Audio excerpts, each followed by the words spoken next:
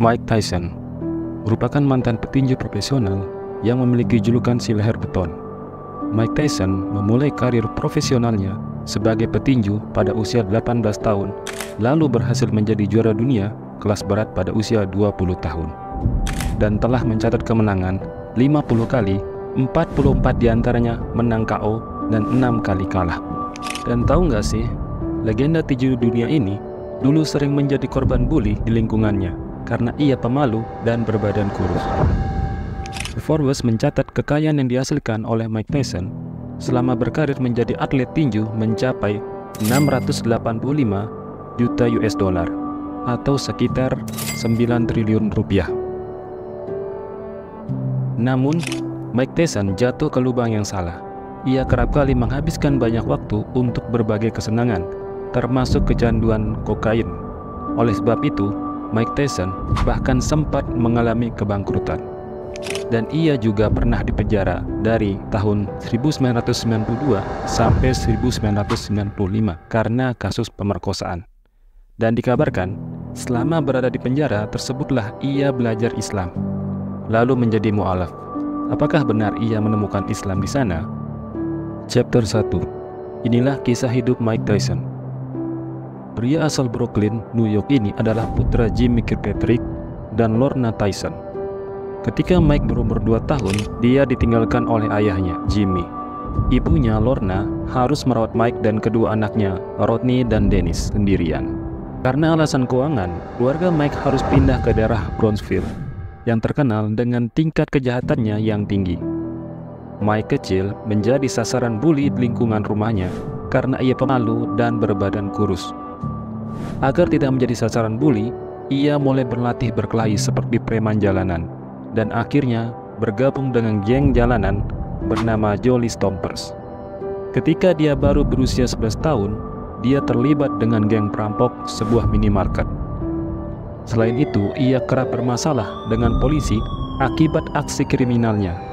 Pada usianya yang baru 13 tahun saja, ia sudah ditangkap lebih dari 30 kali. Permasalahan yang dihadapinya membawa Mike ke Tyrone School, sebuah sekolah khusus laki-laki. Chapter 2. Kesuksesan dan kejatuhan Mike Tyson.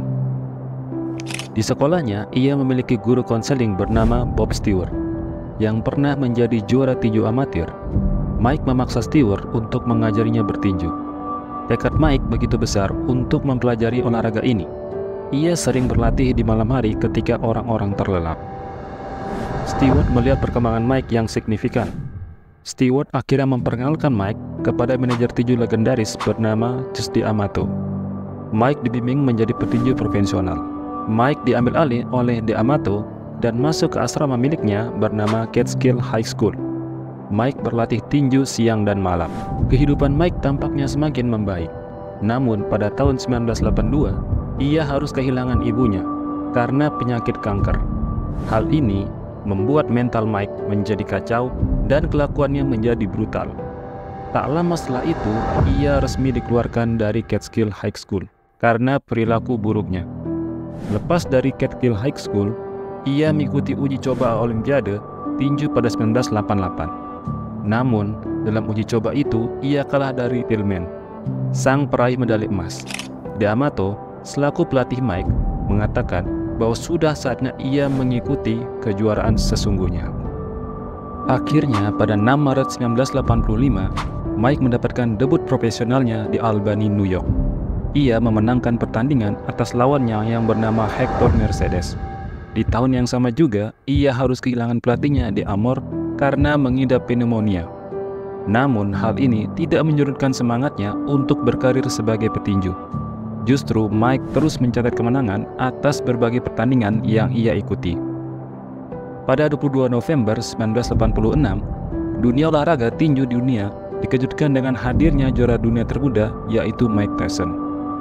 Ia yang masih 20 tahun mampu memukul KO Trevor Berbick yang berusia 33 tahun hanya dalam waktu 5 menit dan 35 detik. Berbeda dengan Tyson, Berbick yang lebih senior dan sudah melakukan 36 pertandingan terlebih dahulu, Berbick mengoleksi 31 kemenangan, 4 hasil seri, dan 1 kekalahan. Sebelum bertarung melawan Tyson, 8 bulan sebelumnya, Berbick bertanding melawan Pinklon Thomas dan mampu meraih kemenangan.